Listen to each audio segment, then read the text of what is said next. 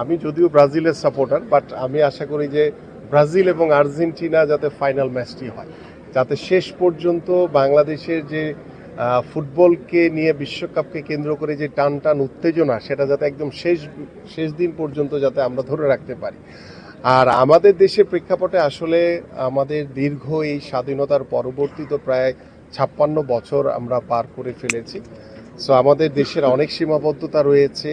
আমরা সেই বিশ্বকাপ ফুটবল, সেটা ডেফিনেটলি আমি মনে করি একজন বাংলাদেশি হিসেবে, একজন নাগরিক হিসেবে আমাদেরও লক্ষ্য বা স্বপ্ন রয়েছে যে আমার বাংলাদেশ একদিন বিশ্বকাপ ফুটবল খেলবে।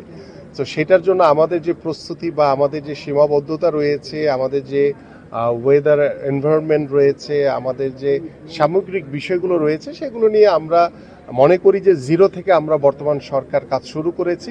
সো আমরা 5 বছর, 10 বছর কিংবা 15 বা 20 বছর পরে গিয়েও যাতে আল্লাহর রহমতে আমাদের বাংলাদেশের ফুটবল যাতে একটি বিশ্ব মানচিত্রে একটি উঁচু জায়গাতে পৌঁছাতে পারে, সেই চেষ্টাটি আমরা করে যাচ্ছি ইনশাআল্লাহ।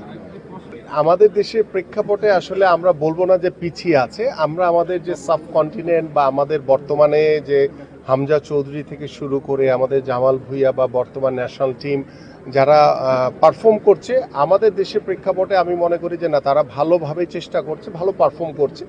বাট আমাদের ওয়েদার, আমাদের জেনেটিক্যাল ভাবে যেভাবে আমরা গড়ে উঠি ছোটবেলা থেকে, সেই জায়গাগুলো থেকে আসলে আমাদের মানে অনেক কিছুই রয়েছে, আমাদের সীমাবদ্ধতার ভিতরে আমাদের কাজ করতে হয়। তো সেই জায়গা থেকে আমরা পিছিয়ে আছি আমাদের দেশের প্রেক্ষাপটে, সেটা আমরা বলবো না। আমরা সাবকন্টিনেন্টে আমরা চেষ্টা করছি যে আমাদের যে সীমাবদ্ধতাগুলো রয়েছে সেগুলোকে ওভারকাম করে যাতে আমরা ডমিনেট করতে পারি। এবং আমাদের সামনে আপনারা জানেন যে নভেম্বরে সাব ফুটবল রয়েছে। সেই 2003 সালে আমি তখন ছিলাম সেই টিমের সদস্য। আমরা 2003 সালে সাব ফুটবল চ্যাম্পিয়ন হয়েছিলাম। তার পরবর্তীতে আজকে দীর্ঘ সময় হয়ে গেছে, আমরা কিন্তু এখনও সাফের সেই যে কাঙ্ক্ষিত যে শিরোপা, সেটা আমরা ফিরে পাইনি। সো আমরা আশা করি যে বর্তমান বাংলাদেশ ফুটবল টিম অত্যন্ত ঐক্যবদ্ধ এবং একটি ভালো একটি টিম, তারা ভালো পারফর্ম করছে।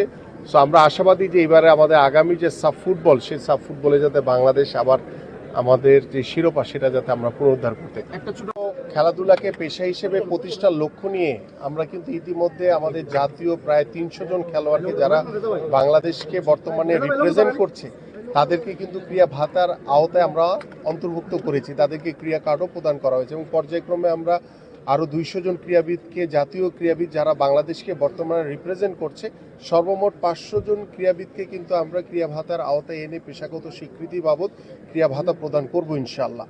সো আমরা আশা করি যে এই যে পেশাগত যে স্বীকৃতি আমরা সরকার প্রদান করেছে, এবং আমার মনে হয় যে তৃণমূল থেকে এখনই কিন্তু নক করছে অনেক খেলোয়াড়দেরকে যে না, আমরাও সেই ক্রীড়া ভাতার আওতায় অন্তর্ভুক্ত হতে চাই।